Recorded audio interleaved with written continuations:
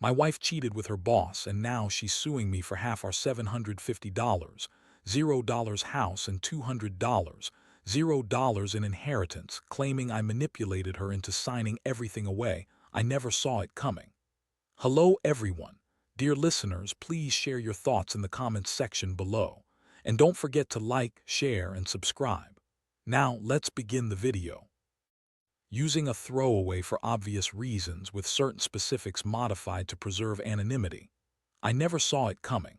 Honestly, I thought I knew everything about my wife, Jessica. We had built a pretty good life together, 2 kids, a big house, decent jobs. But then out of nowhere, everything just shattered. The most shocking part, it was almost like a movie, the kind where you think you're safe and then bam, your whole world flips upside down. The thing is, I had no idea she was cheating on me with her boss, Mark. And what's worse, she's now trying to sue me for half our house and some inheritance I barely knew she was trying to claim. Honestly, I should have seen the signs. Jessica had been acting weird for months, more distant, less interested in our usual routines. At first, I thought she was just stressed with work or maybe overwhelmed with the kids. But then I noticed her phone always hidden, her texts disappearing faster than I could read them, and her excuses becoming more and more flimsy. She tell me she was working late, that she had to stay at the office for important meetings. But I started catching her in small lies. She'd leave her phone behind when she went to the bathroom, and I'd pick it up just to see if I could find something. One night I decided to check her email, something I'd never done before. I wasn't snooping exactly, I just wanted to see if she was hiding something. That's when I saw the messages. There were dozens of emails between her and Mark, mostly flirtatious, some downright explicit. They'd been meeting up after hours, sending each other pictures, talking about what they're missing. The worst part, she told me she loved me, that she'd never do anything to hurt me. That she was just stressed and needed an outlet. Yeah, right. I felt like I'd been punched in the gut. I remember feeling numb, then furious. I kept reading, trying to process what I was seeing. How long had this been going on? How could she betray me so easily? I had always been the one working hard to give us a good life, and she was out there sneaking around with her boss. That's when I decided I had to confront her. I couldn't keep pretending everything was fine. I needed answers, and I needed them now. The next day, I came home early from work. I was planning to catch her in the act, or at least get her to admit it. I was furious, but I also felt betrayed, like I'd been played for a fool. When I walked in, the house was eerily quiet. No kids, no Jessica, just her phone lying on the kitchen counter, buzzing with another message from Mark. I grabbed it and saw a new email. This one was a photo, a selfie of Jessica and Mark in bed, clearly naked. That was the moment I knew it was over. I didn't even hesitate. I called her right then and there, told her to come home. When she arrived, her face was a mix of defiance and guilt.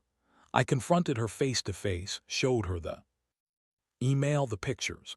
She immediately started lying, saying it was all a misunderstanding, that she was just helping him with some work stuff, that it didn't mean anything. She called me paranoid, possessive, insecure. But I knew better. I knew this was real. The thing is, Jessica's reaction was so typical, bitchy, manipulative, full of excuses. She kept insisting I was overreacting, that I was imagining things. She told me I was crazy for even thinking she'd cheat on me, especially with someone like Mark, who she claimed was just a friend at work.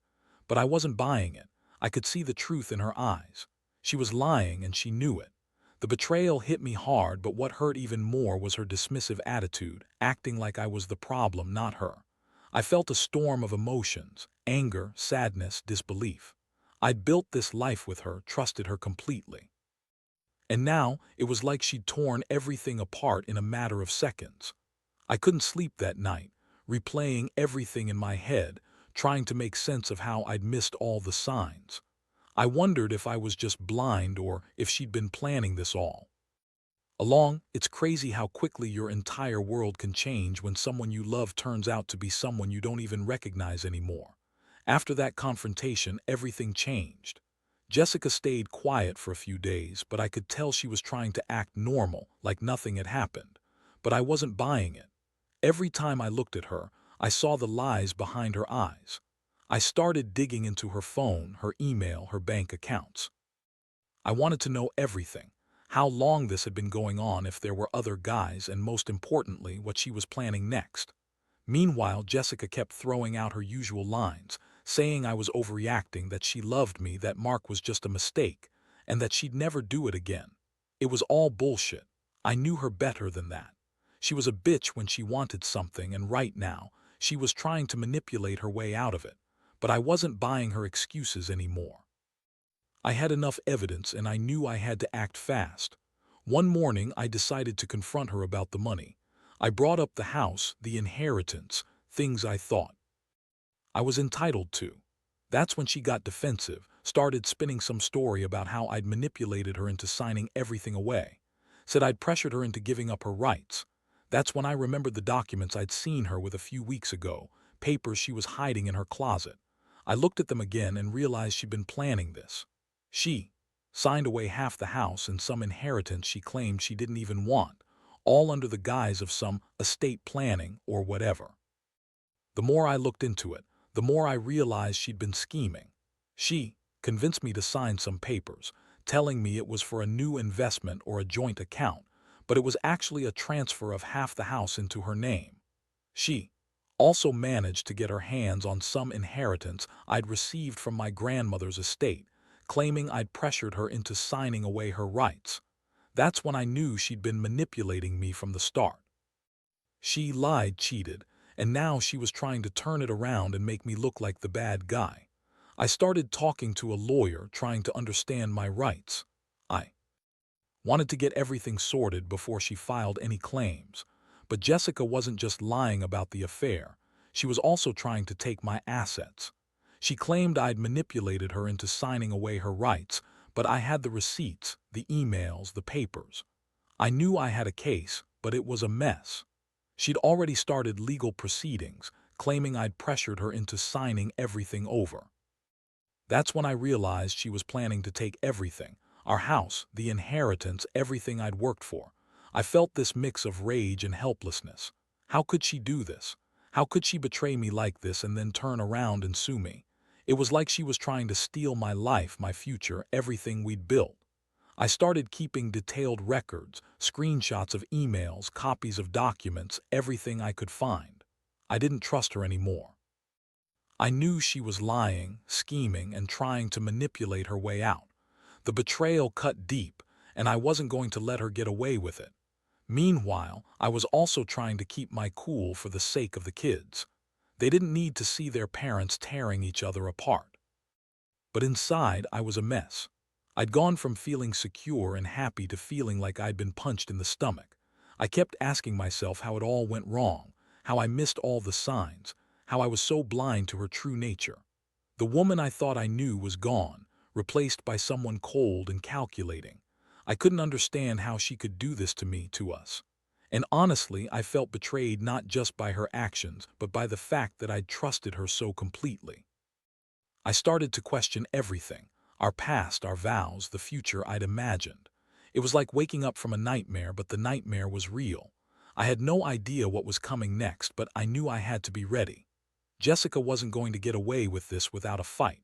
I was determined to protect what was mine, even if it meant going to war with her legally and emotionally. All I knew was that my world was crumbling, and I had to find a way to pick up the pieces before it was too late. The days that followed were a whirlwind. I threw myself into gathering evidence, talking to lawyers, trying to piece together what Jessica was really up to.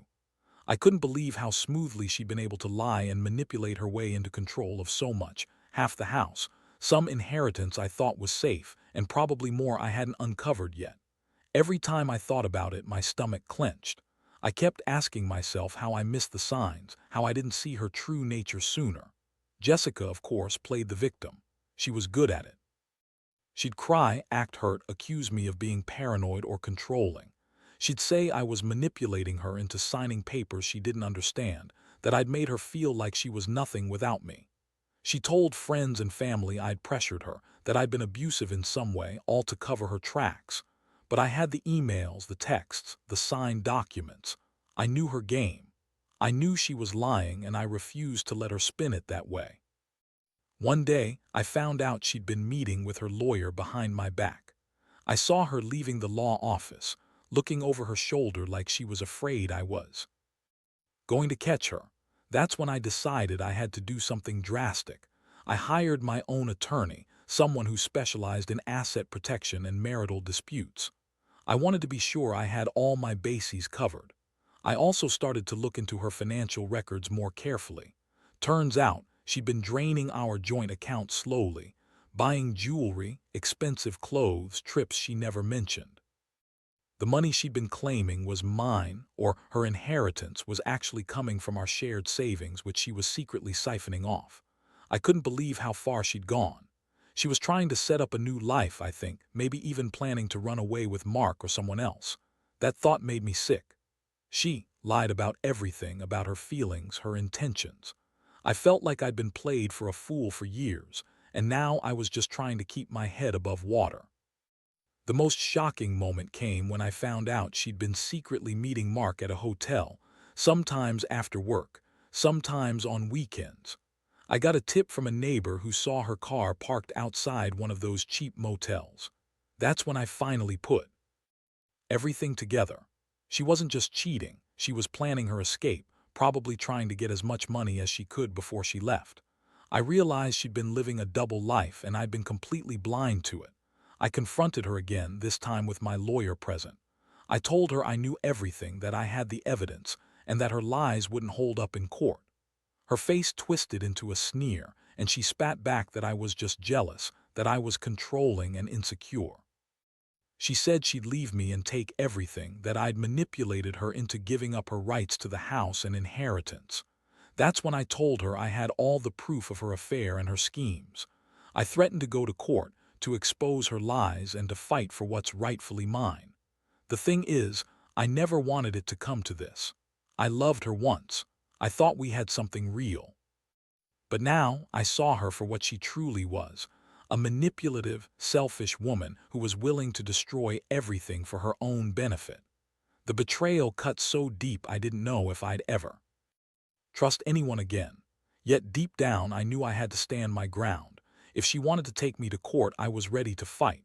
I had enough evidence and I wasn't going to let her steal my life without a fight. The legal process was brutal. Jessica filed her claims, accusing me of forcing her into signing papers she didn't understand. She claimed I'd emotionally manipulated her, that I'd been abusive, nothing I hadn't already expected. I had to produce all the evidence I'd gathered: emails, texts, bank statements, the signed documents. It was a long, exhausting battle, but I knew I had to fight for what was right. I couldn't let her get away with it. I couldn't let her destroy what little stability we had left. In the meantime, I focused on the kids. I didn't want them to see the worst of what was happening. I tried to shield them from the legal chaos, from Jessica's manipulative tactics. But I was hurting too. Inside, I was a mess. I'd gone from feeling secure and proud of my life to feeling betrayed and angry. I kept asking myself how I'd let it get this far, how I'd missed all the warning signs. The woman I thought I knew was gone, replaced by someone who would do anything to get what she wanted. It was a harsh lesson, but one I had to learn the hard way. Trust is fragile, and sometimes it shatters without warning. The court hearings were a circus. Jessica brought her lawyer and a bunch of stories about how I'd manipulated her into signing everything away, how I'd used my power to force her into giving up her rights. She played the victim so well, crying in front of the judge, claiming I'd been controlling and abusive. It was infuriating to sit there and listen to her spin her lies, especially knowing the truth. I had all the evidence, emails, texts, the signed documents, yet she was trying to make me look like the bad guy. I remember the day she brought up the house and the inheritance. She claimed I'd pressured her into signing papers she didn't understand, that I'd threatened her with financial ruin if she didn't comply. Her lawyer hammered on about her vulnerability and how I'd manipulated her feelings, how she was scared and confused at the time. I wanted to scream. I knew better. I knew she'd been planning this for months, trying to set herself up with as much money and property as possible. Meanwhile, I had to produce every piece of evidence I'd collected. I showed the judge the emails between her and Mark, the photos from the hotel, the bank statements indicating she'd been draining our savings. I even brought in witnesses, friends and neighbors who'd seen her sneaking around or acting suspiciously. It was a total nightmare, but I refused to back down. I knew she was lying, and I had to fight to keep what was mine. Jessica's legal team tried to argue that I'd coerced her into signing away her rights, claiming I'd used my influence to get her to sign documents she didn't understand. They even produced some fake proof that I'd been abusive, which was laughable. I had no idea where they got it, but I knew it was a desperate attempt to sway the court. I also found out she'd been secretly meeting with a lawyer who was trying to draft a settlement that would give her half of everything, including the house and the inheritance. She'd been planning this for months, all behind my back. The judge didn't buy her story outright, but it was clear she was trying to manipulate the situation. Still, I had to be strategic. I presented my case carefully, showing how she'd systematically lied, manipulated, and schemed. I pointed out the inconsistencies in her story, the emails she tried to delete, the evidence of her affair with Mark. It was exhausting, but I could see the wheels turning. Justice was on my side, even if it wasn't easy. Throughout all this, I felt a strange mix of anger and sadness. I was furious at her betrayal, but I also mourned the loss of what I thought we had. I kept replaying everything in my head, how we used to be, the plans we made, the trust I'd given her. Now all I saw was a woman who was willing to destroy us for her own gain. I wondered how she could be so cold, so calculating. Did she ever truly love me? Or was I just a stepping stone in her game? The kids didn't fully understand what was going on, but they knew things were tense. I tried to be strong for them, to keep things as normal as possible. Jessica, on the other hand, was losing her grip. She started to get more aggressive, more desperate. She accused me of trying to ruin her, of trying to steal her money. She'd threatened to leave with the kids, to take everything I cared about. I could see her unraveling, and honestly, part of me felt relief.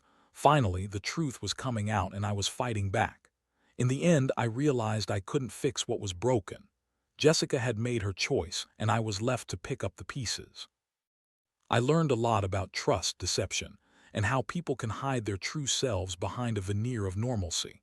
I also learned that sometimes you have to fight for what's right, your home, your assets, your dignity.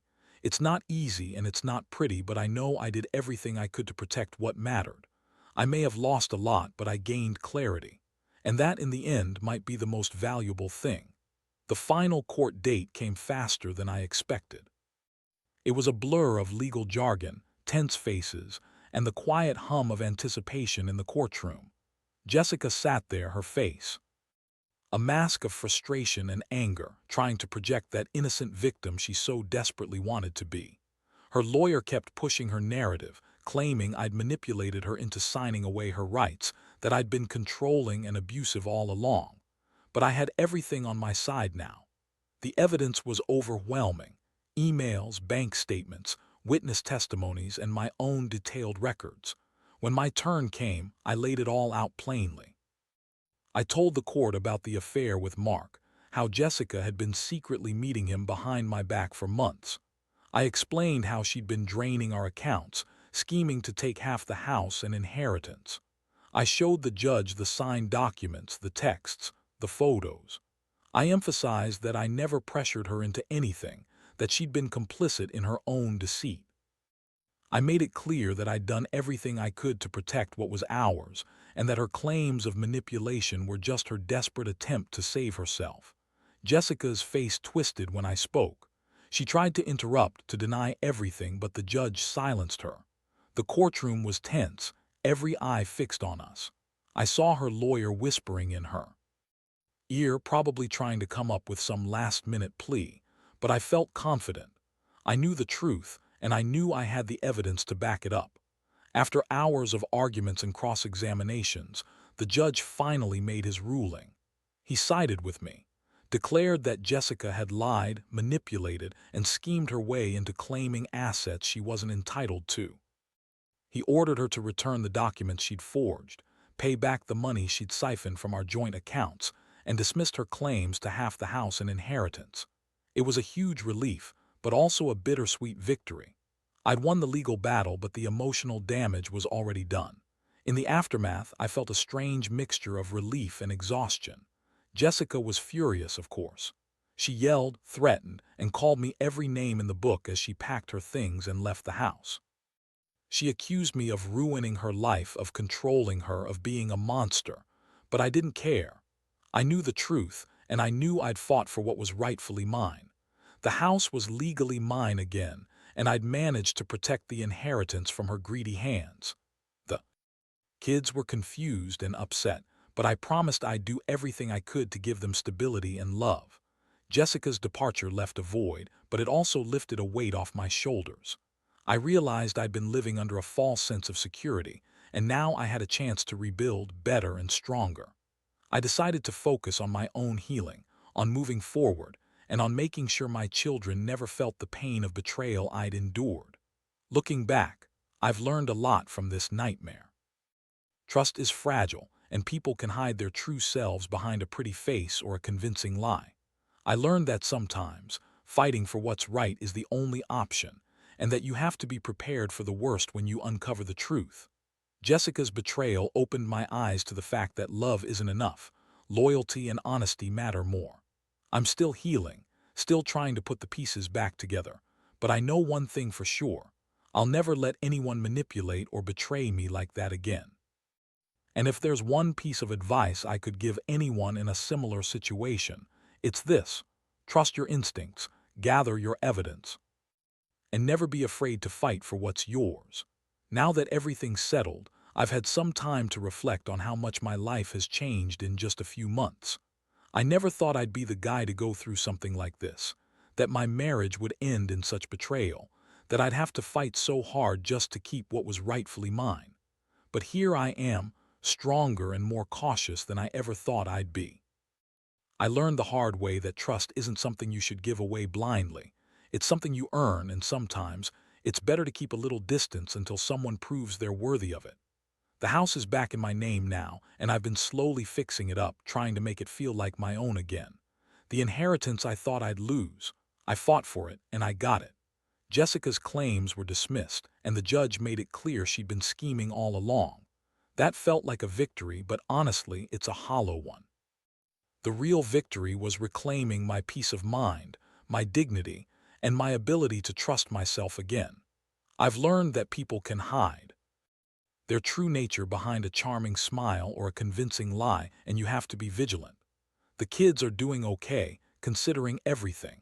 They're still young, and I make sure to shield them from the worst of it.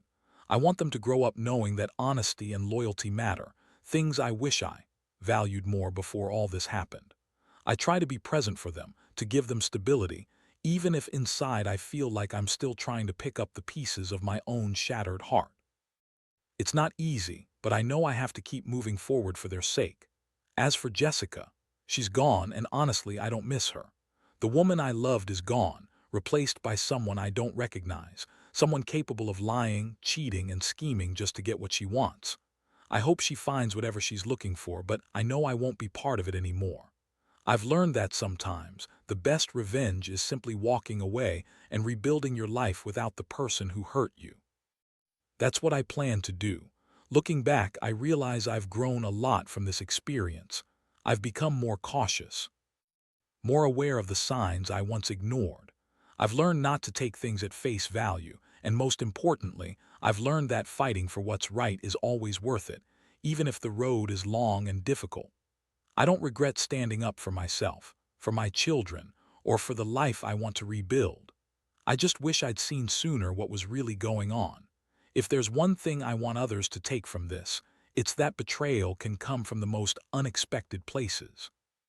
Trust is a fragile thing, and it's up to you to protect it. Keep your eyes open, hold on to your sense of self, and never let anyone take what's yours without a fight. Because in the end, your integrity and your strength are the only things that truly matter. And no matter how dark things get, there's always a way to find the light again.